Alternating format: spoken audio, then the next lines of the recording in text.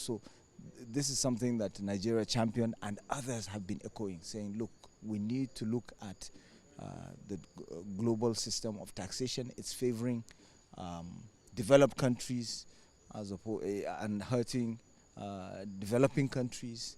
And you have a lot of businesses, conglomerates, you've got these corporate giants that are from the developed global north that are participating or making gains in the developing global south, and they're not paying taxes, and it's unfair.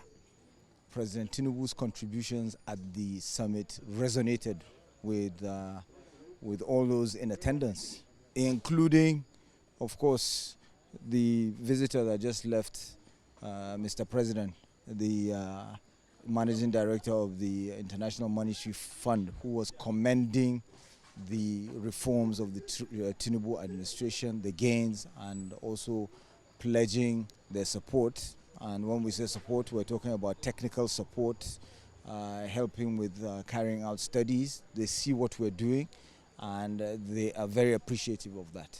Well, membership into the G20 is something that takes time, and it's not really something that you apply for and then you get accepted. It comes often by way of consensus and by way of first and foremost being invited to participate, and then gradually you become formalized as a member. And that's exactly what is happening. And they can see the quality of the representation that Nigeria is giving with regards to Global South, because there's a lot of attention now with focusing on the G20, because on developing countries, on the Global South. The G20 can see clearly that there's a need to tackle poverty, there's a need to tackle hunger, which was the theme of the Brazilian leadership of the G20. You've got the Technical Aid Corps, where we've been sending professionals since 1987 to African, Caribbean, and Pacific countries, and all of that. So we have the credentials, and we're non-threatening to our neighbors. One of the things that we were engaged in while we were here was the agreement being signed between Nigeria and Brazil on agriculture, on improved seeds, on seeds technology, so that we improve the yield. Because you can see what Brazil did here. They had a savanna that was more or less barren because the yield from it was very low in terms of agricultural output.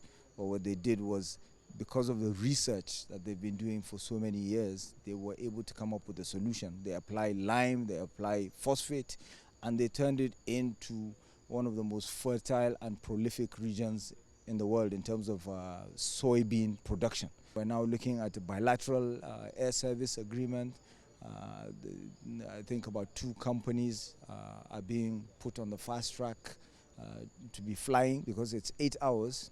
It's not right that we have to fly all the way to Europe to get to this place when it's only an 8-hour flight.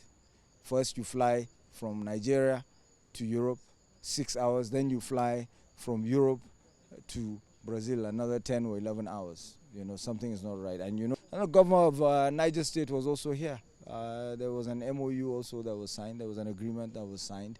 And it's a $5 billion offtake agreement for ethanol. So he is partnering with Indians and Brazilians to grow sugarcane, the same way that the Brazilians are doing it. Instead of us importing from them, they're going to partner with us to grow sugarcane in Niger State. That would be utilized for ethanol. That would also give us the opportunity to earn carbon credits through it. So it's an entire value chain. So